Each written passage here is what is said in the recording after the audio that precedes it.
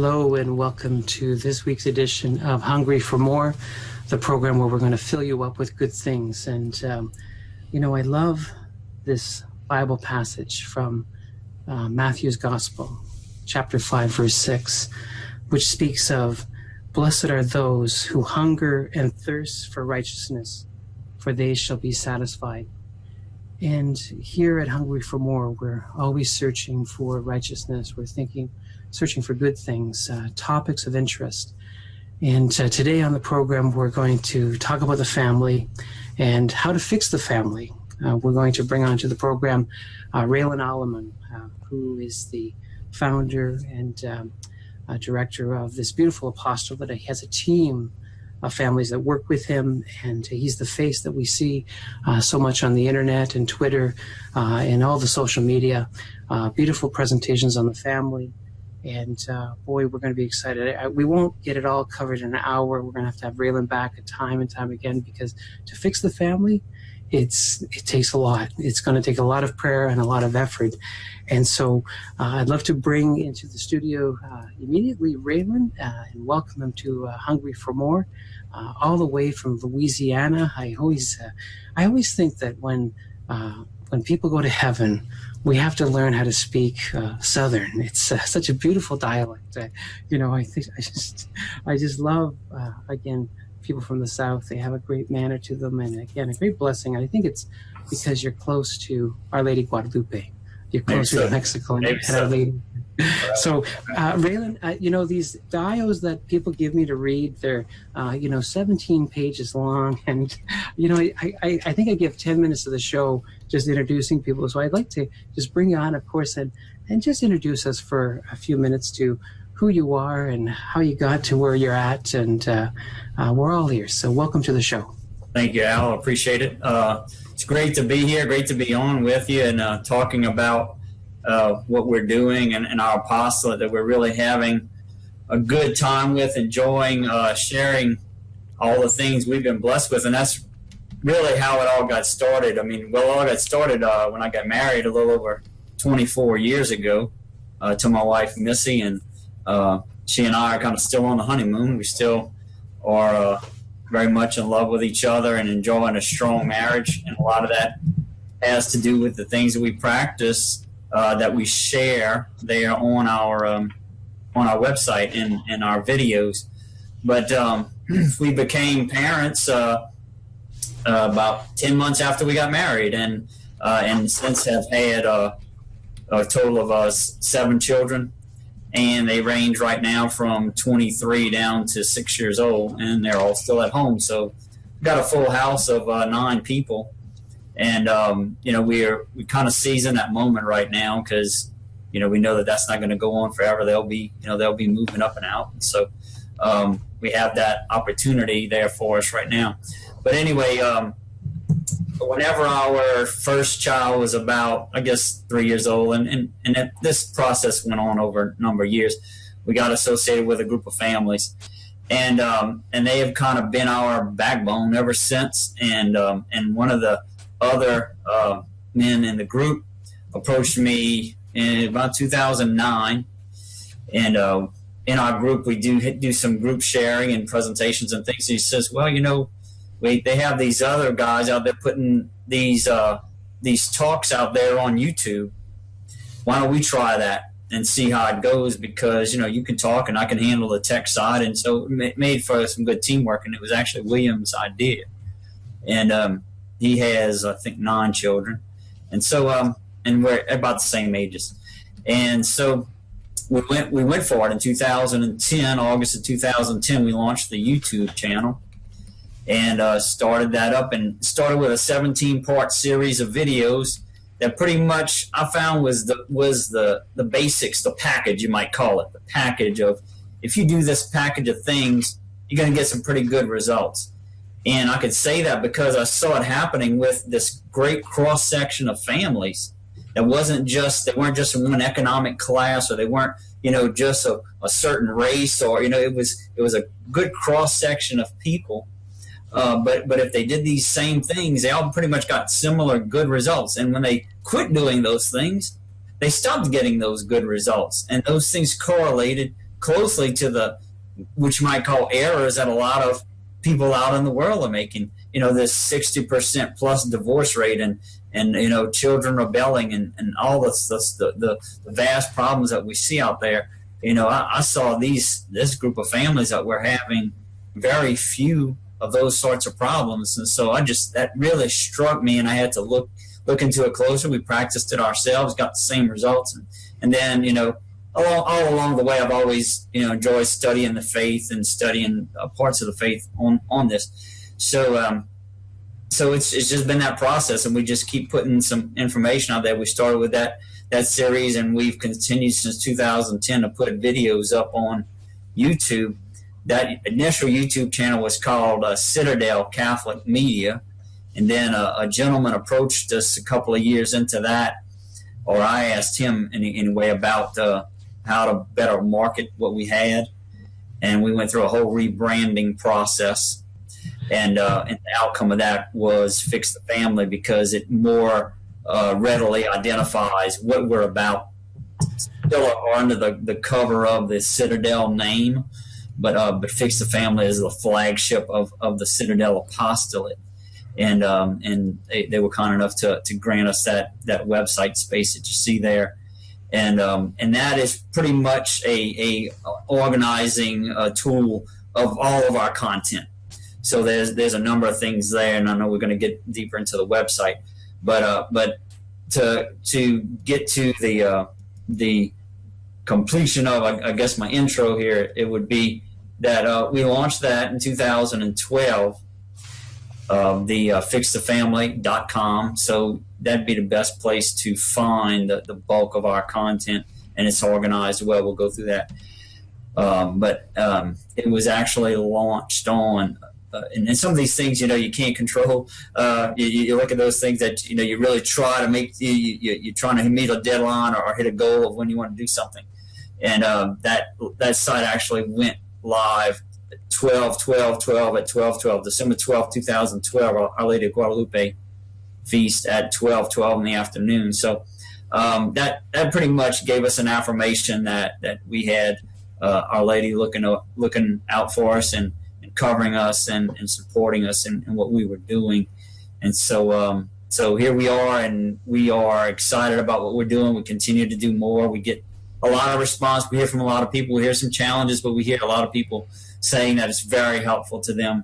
And here we are. And the thing about it is why we really wanted to get in there and do it was as we started looking around, we found that there was some good information, but it wasn't always from a Catholic source. It might have been valid and correct, but there seemed to be a void there from the Catholic perspective of these things, and it's all completely backed by the teaching. It is the teaching of the Church, the official teaching of the Church, and we're just there just to bring that out. I mean, there's some, not to be critical, but some great apologist groups out there, and a lot of these things that are out there we just saw were just falling short of that particular content that families are in dire need of. And so we're here to kind of fill that void and to help families along that seem to need that help. So here we are.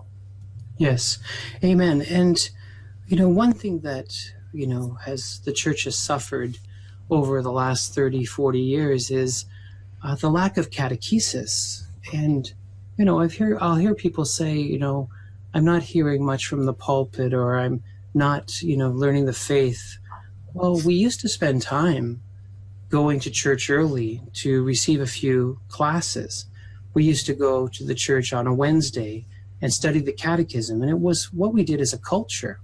We've kind of unplugged from that, so now we have to replace this lost time, these lost teachings, and reveal them once again to families to say, we've kind of gone off the path because we've lost the roadmap.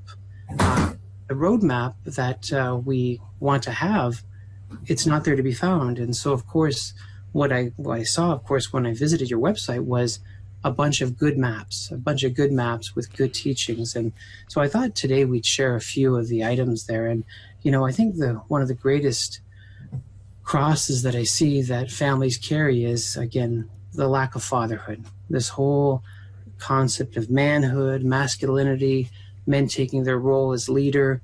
You visit your website and you have 5 areas, almost 6 areas, just dedicated to men and what men should be, in video after video. And we'll share a video with the audience today. But I thought maybe you could just touch on that because of the feedback that you're getting with the families you're with and also people who have wrote to you. But this whole topic of men fulfilling their role as, head of the home, leader, priest, prophet, king. Please share with us a bit, Raylan, that.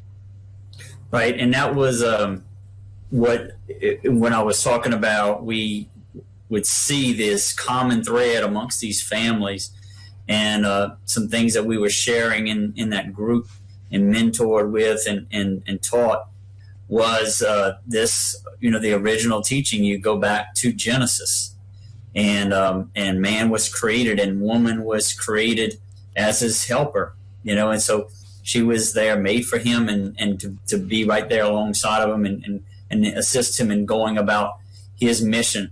So it gets back to that very teaching of the man being the head of his family. And as Pope Pius the 11th so nicely stated it, that the man's the head, the woman is the heart, the wife is the heart of the family. And so, there's unfortunately a misunderstanding of some of the teachings or the documents that might come out. And you're seeing that with some of maybe what Pope John Paul II wrote. And what we have to do is view these things through tradition, the traditional teaching of the church. So really, one pope is going to build on the previous, or one document is going to build on the tradition of the church. It's going to continue on. So when we see something, we have to look at it in terms of what's always been the teaching. We can't change. We know in faith and morals that the Catholic teaching doesn't change. So we know that the husband is to be the head of his family, and I think a lot of what maybe the more recent popes may have been getting to was that we should not use that headship as what it said in Genesis. So here we'll lord it over you. We should be good leaders in terms of being gentle and strong. And so we have a good, strong leadership and headship that we are practicing in the family, before our family. And our wives will just, assist us and follow us along with what we're doing. And so, maybe possibly, men aren't, either it's because if they may have come from a broken family or didn't have some masculinity in their lives, or for whatever reason, we reinforce that point because, as we're going to see in that video that we're going to watch here, there's a very good reason for it. That if we've almost learned by mistake or learned by error of what happens when the father isn't the head, and we get some really bad results when there isn't a father there who is at the head of that family. So, it's for a reason, and it actually it works well with our human nature, the complementarity of each other.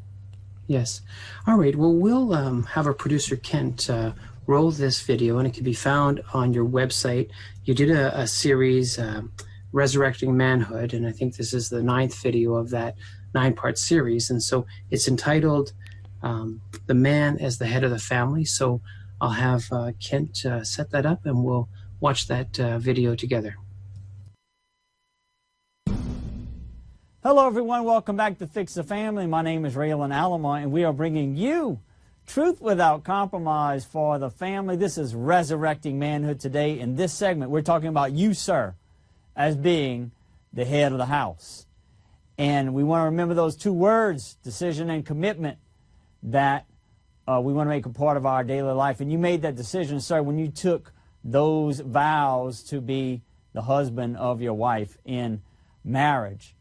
And we know that coming along with leadership, there's always responsibility. We can delegate authority, but we can't delegate responsibility. The results of our family are dependent upon us, It's too much of a burden for our wives to carry. And I know that the vast majority of Catholic families are headed by the wives, even those that are still together, even marriages that are still together, the wife runs the house. And it shouldn't be that way. The wives actually are telling us that if my husband would lead, I would be submissive. So guys, let's take their word for it and let's get on with leading. Now, to get good, solid, clear Catholic teaching in this area, we need to go back almost 100 years.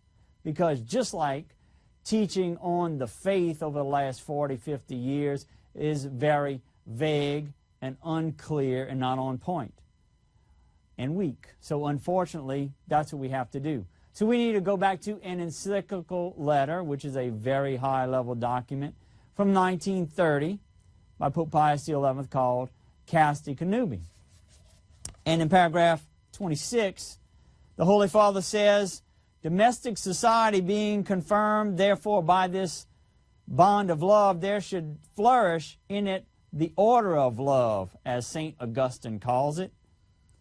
This order includes both the primacy of the husband, he is the head, with regard to the wife and the children, the ready subjection of the wife and her willing obedience. You heard it right. The wife obeys her husband. Used to actually be in the vows, if it isn't in all cases now.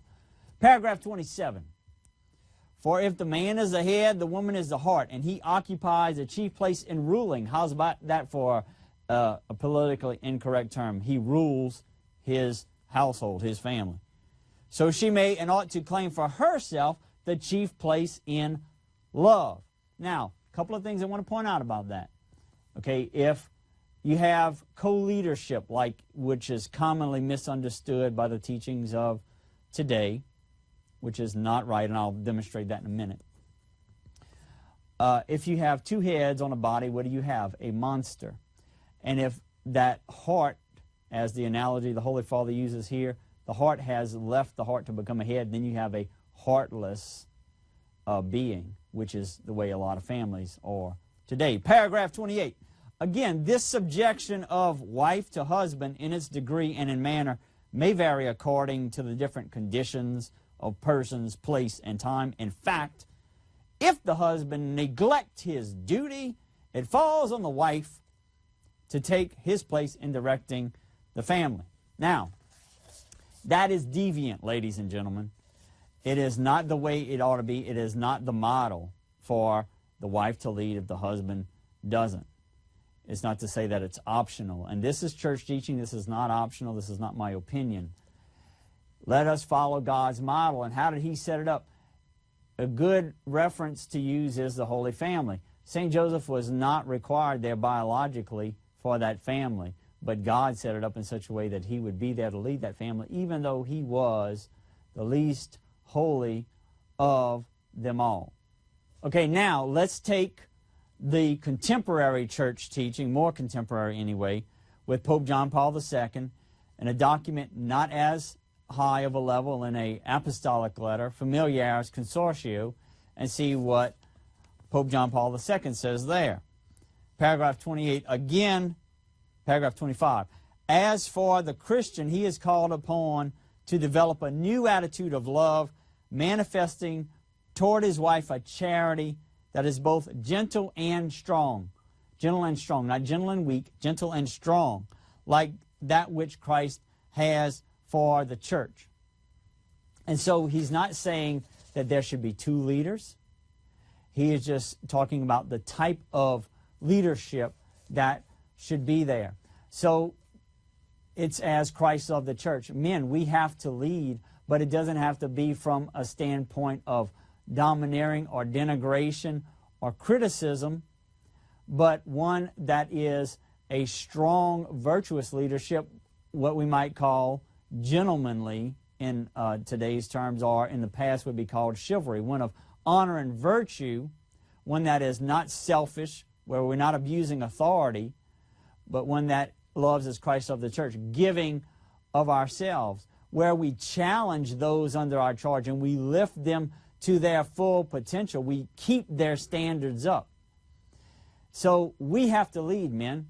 It is our responsibility to lead. That's what our role is. And in order for us to do that, our wife cannot be in that place. She has to be submissive.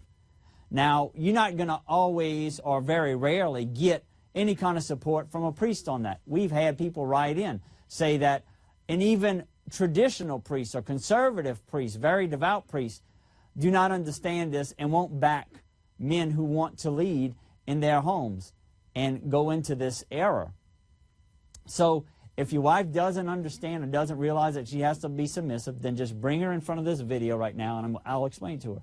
Wives, be submissive to your husbands. I just quoted Scripture, and it's backed up by papal documents. Why, you may say? Because the kiddies, the little kiddies, won't always be little kiddies. And when the teenage boys come along and they start to buck and the teenage girls start to swoon, there has to be a respected, level-headed man there to hold the standards up for his family. Otherwise, if he has been treated like a child in his own home, then what happens is the kids will play the mom against the dad, and what you have there is called a recipe for disaster. Tell me if you have not seen this example played out in somebody that you know, and this is the reason for it. The dad has to be the head of that home. So men, let's lead. You have the grace of the sacrament of matrimony to lead your family. This is your responsibility. You have the skills. You lead at work, you lead in organizations, but then you don't go home and lead there. What is more important? Your family is of utmost importance to you, and that's not all. You're not just a leader there for just regular day-to-day things. You're the spiritual leader of that home. That's what we'll talk about next time here on Resurrecting Manhood Today at Fix the Family. My name is Raylan Alleman. Come back and see us. God bless you. And welcome back to the program. And wow, that was a great little video about, again, the husband is, I want to say, head, and there's many titles I want to give fathers that they need to come to, but I love how you shared there, Raylan, about Pope Pius XI, how he wrote in Casti Connubii, men, you're the head of your family, not a co-pilot, and really just saying, let's come up to the mark, because I think we've been kind of, we've been lied to, of course, by the devil, because he is the father of lies. But how society says, oh no, it's 50-50. We got to do this co-pilot thing. So, you hear that, the Holy Father writing this love letter to us because he wants to give us the truth. And yet society is kind of saying, whoa, I disagree with that. But what a great thing. And I know you've probably had many letters come back to you saying, thank you for sharing that. It's tough love, but it works. And you spread the faith, but again, sometimes it's met with resistance. Right. But again, what we see. So again, thank you for that. And maybe you could just share, I think you were sharing with me during the break a little bit about people have written to you and talked about how, men have got together, just small groups to just share the videos amongst themselves and Right. talk about it. Yeah, and that's what it's there for. And before getting into that, but some comments on that was that they're the reason for that headship again, and the wife showing that that respect to her husband whenever the kids grow up, and they will. They need a strong fatherly presence there, as we explained. And no co-pilot. It's not this. We each going to share, because you're only going to have one leader. And so when somebody says that, then the wife is really leading. But they'll say, it's like, oh, we're both doing it. But you always only have one leader, and God designed it so it is the husband. If you look back at Genesis again, you remember when God the Father entered the garden and came down with the sentence. It said, because you listened to your wife, not because you listened to her and heard her out, but because you took direction from your wife. And what's supposed to happen here is that we don't use this for selfish means, but we do take our headship, and we we stay, above the fray, and we take care of our family. We take care of our wife and our children, and we hear everybody out. So it's not that she's silent and never heard or anything like some people will portray it to be. It's that, we gather information, we ask everybody concerned, and we are the ones that come in and make those final decisions that need to be made at the head of the family. But yeah, it's been over the course of these last 4 years that we've had, various people write into us of, all sorts of things. I remember one young man, apparently he didn't have much of a masculine role in his life. He said, "Thank you for being a father figure to me for the last year." And I wasn't talking to him much at all, personally, but it was speaking through YouTube, and it was really hitting home with him. It was really making an impact. I had a retired Marine, and it was funny because a lot, we talk about this masculinity thing. Is some of the I guess most, if you want to call it masculine or manly men, were the ones that were most drawn to it. This Marine retired weapons instructor, he would get a group of guys together, and they were waiting for him to come out every week, and get together, watch the videos. And there was him, and there was a bodybuilder and a kickboxer, and a lot of these guys that got into hunting and things. And we never talked about those sorts of things, but they were drawn to this message that was, I guess, just allowing men to be men. And whenever this is comprehensive. It's not just about, there's some websites out there that are just masculinity, that this is about fixing the whole family. And so it's not going to be just about men, but we wanted to make sure that we put that out there as one of the pillars of what we were talking about. But when I say fix the family, it's not to say to come here and say, I'm going to fix your family. It's a directive. It's a command. Fix the family. Like, you fix your family. So we're about empowering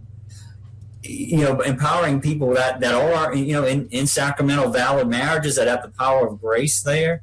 And just to say, use the graces that are coming from that sacrament to order your family properly. So it's not me fixing the family, it's you fix the family by, taking up your cross, if it's a cross, or taking up your responsibility in whatever it may be. And one slogan I had was helping the Catholic dad to find his voice in the home. That voice is there. And a lot of times it's been drowned out. It's been silenced, by whatever, who knows what. But sometimes it's very own wife. But sometimes somebody out in the world, or some false message he heard from somewhere. But his voice needs to be heard in that home, leading his family, and that's something we desperately short on today. So that's a big part of the message. There's some things out there for the wife and children too, but this is a big part of it. Yes. And, you speak about the wife and children, and this is what I love about your website, is there is a number of videos that speak to the ladies. You have a section in there called The Good Life, and it's a number of videos that your wife and I think it's Casey and Missy and I'm trying to think of, it's Candy. So it's all these great Southern names. I love them, right? And they just have this coffee table setting where they're having tea and they're discussing issues. And I tell you, I watch it and I learn a great deal. And I see the love they have for children and the faith and having husbands that are trying to be leaders. And it's just really life-giving to see the ladies speak so beautifully. And I thought, we got to be fair. So we're going to show a video from The Good Life. And it's one of the tabs you have on your website. And there's a number of videos there. And, of course, on your YouTube site, there's also a number of teachings there, too. But I think the one we're going to feature is when the three ladies were talking about Mother Teresa. Right. And Mother Teresa's advice to women. So it's great to have a blessed give this advice to women. So maybe you could set us up for this video and give us a little bit of background about the ladies and how they got together and how this all started and Fix the Family. Well, one of the things that I was hitting on recently and kind of set up for some of our, I guess, our next level of material. And like you said, it's not meant to be controversial, but it's controversial. And that's just, we just got to face facts, and that's where our society is today. And while society has emasculated men, it has masculated, if that's the word, to women. And that's really what is really sad and disappointing about the society we live in, is that we're losing this contrast or this distinction of masculinity and femininity, and how those roles play out in marriage. And our Catholic faith just really keeps us into those distinctions and the beauty and the complementarity. That's, as you mentioned, with the theology of the body, and how he talked about that complementarity all throughout that work. It's just the beauty of male and female, and how they interact and support, and the reciprocity. I just see that happening in my marriage over and over again as we go through the years. This reciprocity and how we just build each other up. But the controversy comes in whenever you start talking about, okay, and this is church teaching. Come together and have a marriage and be fruitful and multiply. The first command from God the Father: be fruitful and multiply, like Christopher West would say. That's what we're told to do. And whenever the wife is placed in a masculine role of trying to also be a provider in the family, and how that interferes with her ability to naturally bring children into the world. The children end up, instead of being a blessing, they end up being a burden. And that shouldn't be that way with a family. They should be looked upon as a blessing. We should try to welcome as many as we can. And sure, there are challenges, but I mean, have we ever been as wealthy and prosperous as a world society as we are today? And we're going to make excuses from a financial standpoint for not having children?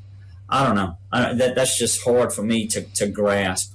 I understand there's challenges and all, but I really think we need to address priorities, and we need to honestly look at what our priorities are. So anyway, to me, when a woman is freed to be completely feminine that way, that's what I witnessed with this group of families that were around me. It's like, and all these ladies were that way, and you go around, you see the vast majority of women in society, sadly, are just totally stressed out, and many are angry, and many are bitter, and it's because they weren't allowed to be feminine.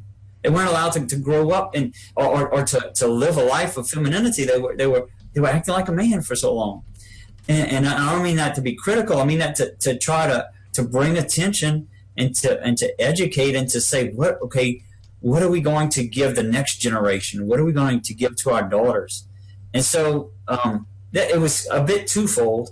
Bringing the ladies on is that, for one, was to some people were I guess challenging us, saying, well, wonder what your wife is like. So it's like, okay, well, we'll bring them on and show you.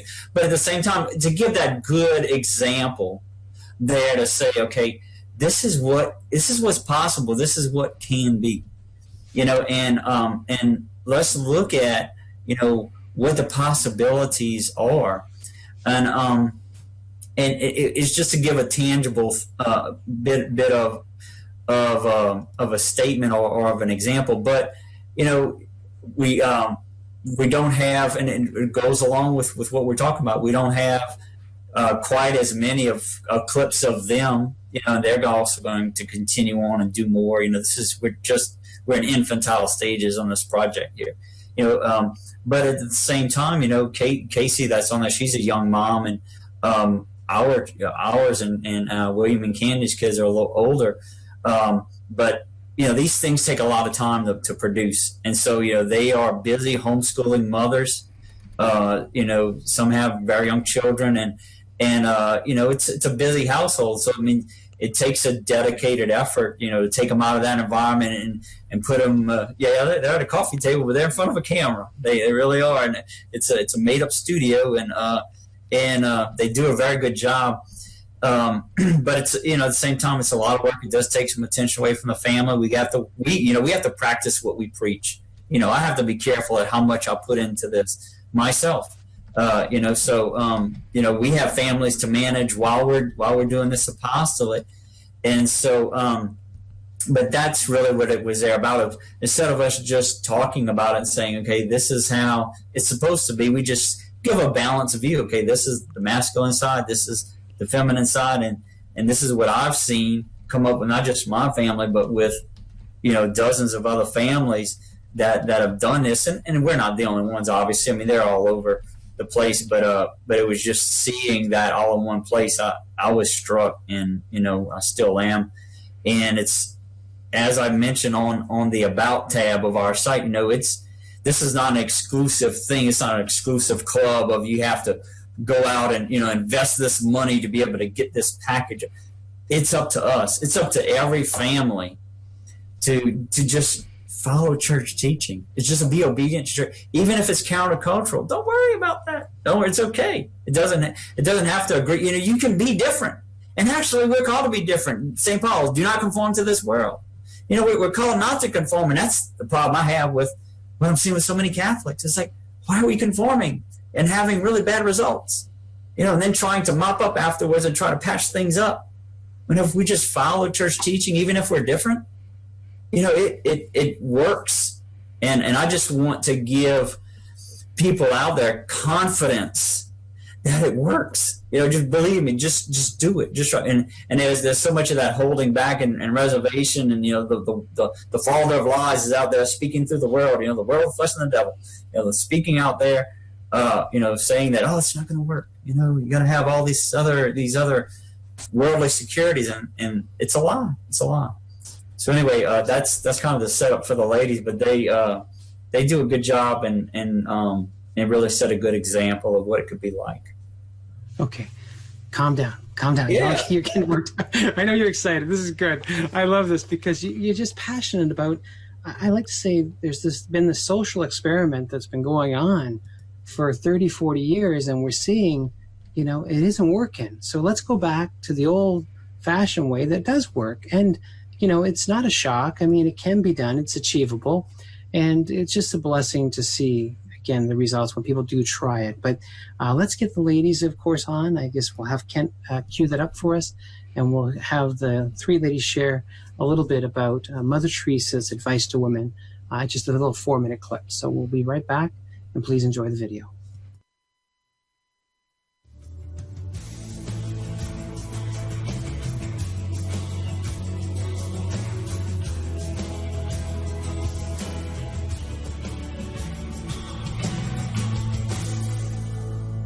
You mentioned about what you're experiencing right now by making baby blankets. Can you tell us about that? Well, yeah, it's really a joy. I made a commitment to make a baby quilt or a blanket for each one of my grandchildren, and so far I've done it. I only have 2, but anyway, it's now that I'm coming to the end of my rope with babies. This may be my last one, the last child.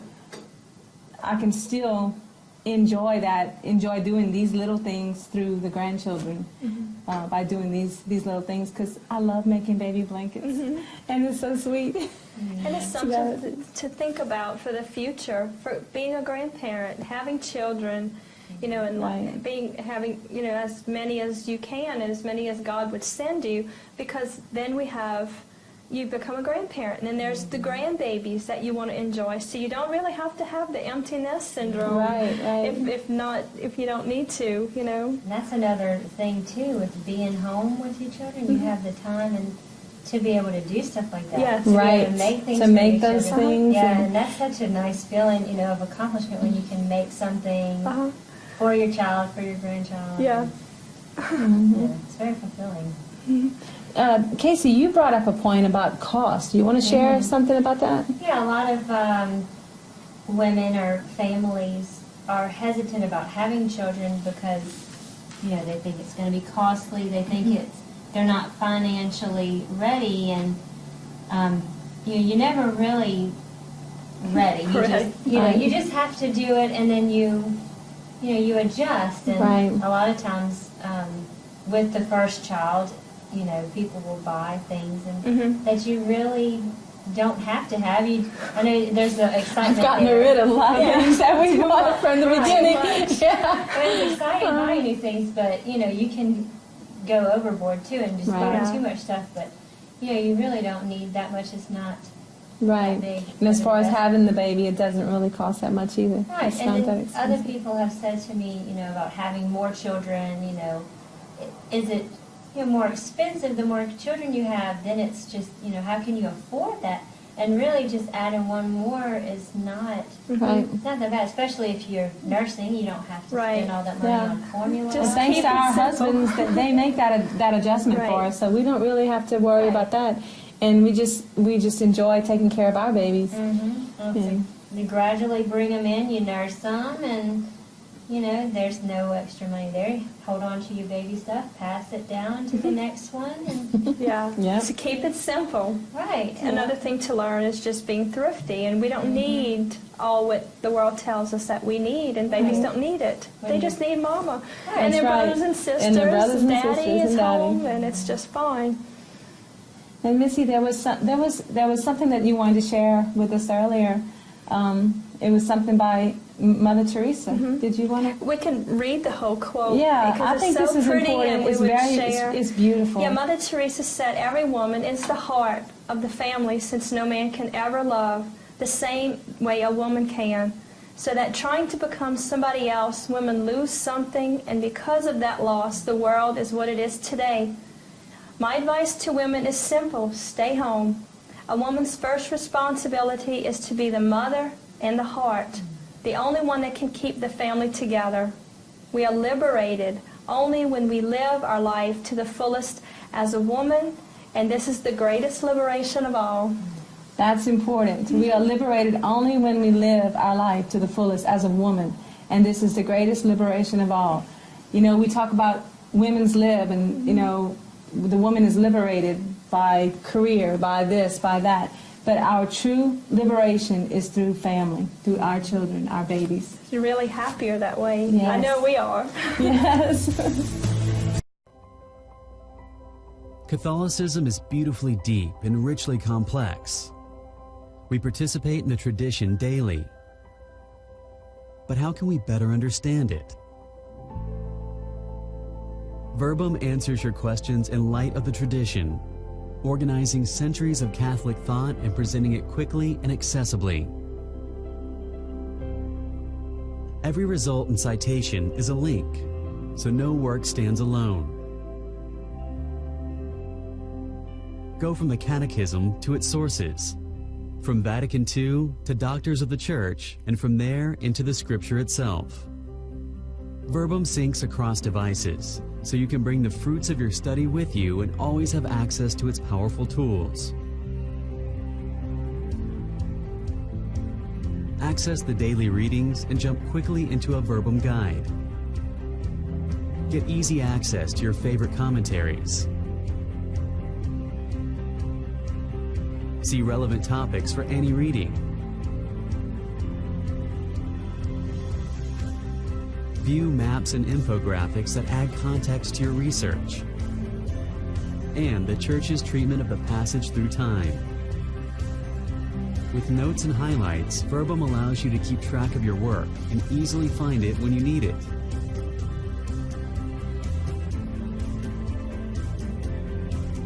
Verbum gives you unparalleled access to the tradition and helps you study with the mind of the Church. Visit verbum.com and get Verbum today.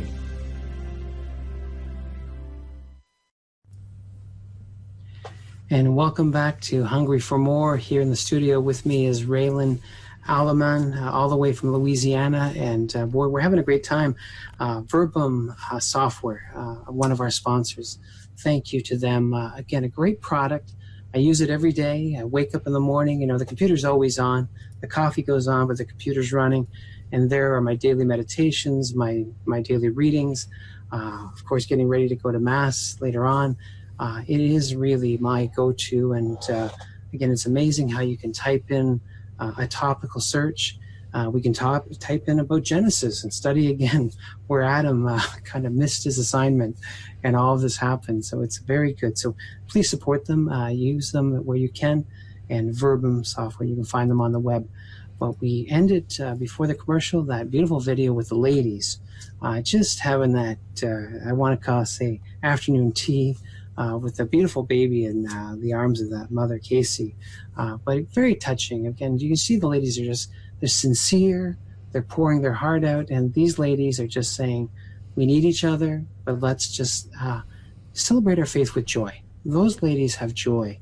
And you're blessed to have them on your team. And of course, you're blessed to have your wife, Missy, there helping in the apostolate. So, we could talk forever about your videos, and people can visit the website, fixthefamily.com. Go to the tabs, again, The Good Life, see the videos with the ladies. Go to the number of tabs with, redefining the role of father. And there's so many tabs. I think I almost have to go back to college to learn how to memorize all those things, but very good. But let's spend a bit of time, Raylan. I know our time is coming to, I know we have another 10 or 15 minutes here, but social media, wow, Facebook, Twitter, things like that. But, you've been a very good blogger for a number of years, and you have thousands of people that read your blog every time it's posted. So give us a little bit about your blog. Let's talk about your blog, because you do get a lot of activity, but where they can find the blog and interact with you, and what came into your heart to start the blog? Yeah, that was along with the video, and obviously video is going to take a lot more work to produce. So we're able to put out a blog a lot quicker, but at the same time, it's almost a separate audience. Some people will be more drawn to a video, some will be more drawn. Blog is just very, very popular. I think you and I kind of got connected by Venerable Fulton J. Sheen, and he was big on the media, and he used the media of the day, and today it's the internet, and really that's kind of go back to the beginning. That's why we started it, was because of the reach for the money. I mean, how many people can you reach for so cheap? And you can go around the world instantly and reach a lot of people without having to, put out a disc that's going to be sent, physically from one location to another. That's all involves cost. Whereas, this social media is out there. So a lot of people are drawn to the blog, and I just think of it as just a good constant drip of the message, whatever comes to me that particular week. And I try to put out an article every week, just about, whatever's on my mind. It might be about parenting. It might be about welcoming children, being fruitful. It might be about, there was a very popular one in July about what men fear, men have fears, and what the main fear there. You might want to go back and look at that one in July. If you go to the blog tab down the right column, there's to be able to thumb through them easier. There's a row for each month. So if you hit July, then it'll bring you to whatever was written in July. And there was one on what men fear, and it's a lot of times men confide in me. Men will, and they'll fear women and fear their own wives even. So it's just, and I guess it's, we're not as a gender as good at communicators. So that could be a challenge, but it's whenever we get a real earthy article like that we actually get the best response, But and if you notice there in that video that where we watched about being the head of the family, and this holds true with the blog too, is that a lot of times papal documents and some books, some of the series we have on video, the Men of Greatness series 1, 2, 3, and 4, and 4 isn't the last one to be done. It's on the 3 marks of manhood. It's a scholarly work by G.C. Dilsaver, on point with our whole message, because our message is the church's message. I mean, it's he talks about a new patriarchy, a new Christian patriarchy, whereas the old Christian patriarchy had a lot of weaknesses to it, where men were, they used that leadership to their, I don't say not advantage, but to their detriment, actually, but, of being unfaithful to their wives and things like this, where the new Christian patriarchy is truly Christian biblical, and being that faithful husband and valiant, courageous leader, but not for selfish reasons, for the good of our family, and being, totally and completely at one with our wives, not having any kind of interest outside, as far as, being unfaithful or anything like that. So if you noticed in that video, nobody would have been confused about what was being said there. Not in some of these documents, and like that book, it's some of those are a little bit harder to get through, harder to understand, because they're written from such an elevated level. So what we try to do is just put things down on a layman's level, on a Joe Lunchbox level, that everybody put some examples in there and just put it in plain English of what so that everybody can understand, and that way. That's been a lot of criticism of some of the teaching of the church in recent decades, of it's a little vague or hard, or it's not making a clear statement, or leaves too much wiggle room, if you want to call it that.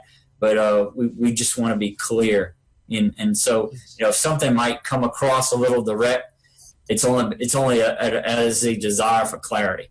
It's really just wanting to be clear, that way you're not confused about what's being said there. So that's a lot of how the blog is set up.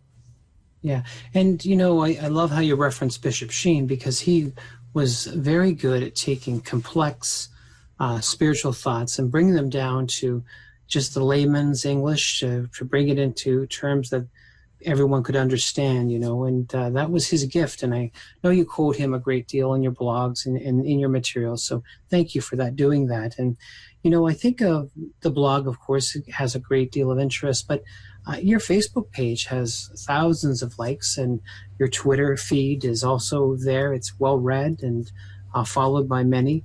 And we'll put up quickly, I think people have to remember, I think you had said that a lot of things that you've done are called Citadel Catholic. They may be Fix the Family, Citadel Catholic. Right. And your Twitter page is, Citadel Catholic. So they may take a bit longer to find you, but you are there on Facebook, you are there on Twitter, all the social media, and you have the YouTube channel. So, and of course, that is a great site. And just to find you on YouTube, you've got dozens and dozens and dozens of videos, and people can spend many hours just learning how to fix the family. And so I think people will find you in time. But, I think of one of the things you've produced these, of course, at your own expense, to just give to people, to have them watch the videos that you've put together, your labor of love.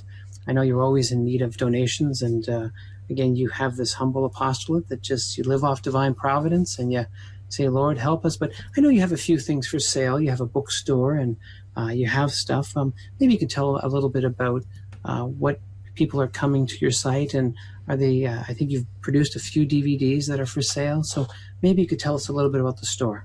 That's kind of the continuation of or the next steps we're looking to take, because some of the people in our social media circle, some of the big players, if you will, have just kind of, advised us or suggested, make suggestions as to where we should go next.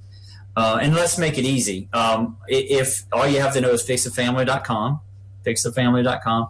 And if you go there, then you could hop off at top right corner. You could hop off to Facebook, Twitter, or YouTube. And YouTube is where all of the video content resides. Again, the site is a gathering place, organizing place. But what the Facebook is our main, marketing tool that gets us out there in front of people. And there we could share our content as well as share third-party content. If something applicable comes up, from some of the good websites across the way, and then we could also, there we upload those memes with Bishop Sheen quotes. He was always very on point with things. So you could easily get to the Facebook page from the website and vice versa, so we know how all those things work. But yeah, if you go to the front page of the website, fixthefamily.com, one of those blocks there says store. You click that store and it'll hop you out over to our Amazon offerings, and we're going to build on that. That's what's coming next, and we'll have more things that will be for sale. Just in terms of, we have our day jobs. We never started this thing to make money, but at the same time, we can give more quality by being more comprehensive. If we can do better, and my mother was a school teacher, and I think I inherited a little bit of that, and I obviously love to teach. So if we could do a better, more comprehensive, more in-depth job of teaching what we know, and we can do that with longer segments. That just doesn't play well on YouTube. YouTube is more wired for snippets, for short tidbits, whereas, and so what we'll do is, and we are producing one right now called How to Have a Happy Family. And we released just at 5 o'clock Central earlier today, we released the first snippet of that one, a 3-minute plus segment of what Pope Francis said about all the challenges to the family, and that some of these things being proposed right now are not marriage. He came out very clearly, so we brought that out. But How to Have a Happy Family is going to be added to that one that you just saw, that DVD you just saw there. And so we're going to have more DVD offerings. There's some audio out there, and we encourage people to, if you just want to make a donation, there's a donate tab out there that goes through PayPal. If you want to just make a donation, because, and we're committing all those donations, which really aren't that many. I'm funding this a lot myself. A lot of those donations go toward the Facebook advertising. Facebook can be free, but we use the pay version or the pay option, where people got thousands of things on their feed, and if on Facebook, if you don't pay, then people won't see your content. And we're not there just to be hidden. We want it to be seen. We want to reach people, and it's an excellent tool in terms of friends of friends. And it's built on that, so people are going to be mutually connected by having this common interest. And so the main thing, is, we would mind selling some things or getting some donations, but share our content on your pages. Share our information with people. You never know. So a lot of times people won't even talk about the struggles they're having, especially in this very sensitive area of family, and they might need that information that they're not getting from anywhere else, so just share it. I mean, that's really all, we're looking for, is just to make a further reach out to more people. Yes. And Raylan, thank you for that. And, I always like to say, because we're always been in the media for many years on radio and, of course, the internet, and we all need money to do what we do. I always say salvation is free.